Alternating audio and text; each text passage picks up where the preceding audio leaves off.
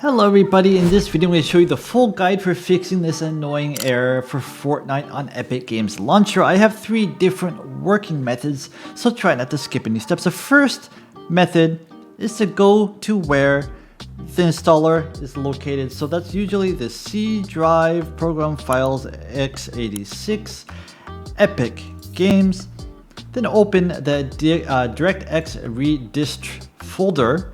You're gonna see a couple of different cab files. You're gonna see maybe about 6 of them in total. So you want to double click on them to open them up.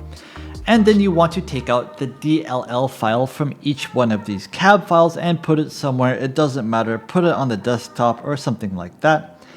Now, what you want to do is put them into the launcher folder. So where is that? You go back and then to this program files Epic Games, and then you're going to see a folder called Launcher. Click on this.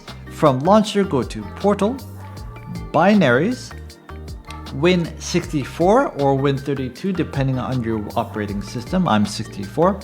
And you want to take those DLL files you have extracted and put them here, and that should fix the issue if it didn't move on to method number 2. Method number 2, you go into search, you type in CMD. You're gonna see a command prompt come up on the left hand side. You want to right click on this and hit run as administrator. Once this comes up, you want to type in sfc / scan now, all one word, and hit enter.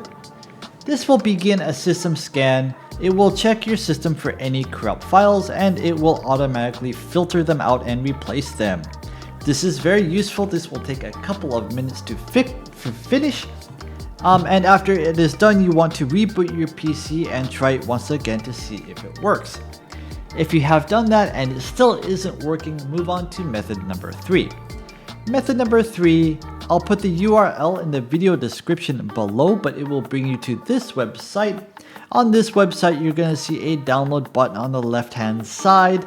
Click on this, and then once you have done that, go to wherever you have downloaded it to. It's going to look something like this. It is a zip file. You want to right click on this. You want to right click on this and say extract all. And then you're going to have a folder that looks something like this. Make sure you extract it first and don't just click on it or it will not work.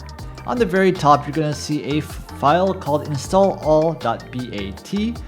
If you don't have file extensions open, you can click on view, show file name extensions. Double click on this and this will run all of the executables one by one, and this will fix the issue. If it did, leave the video a like and please subscribe. See you in the next video.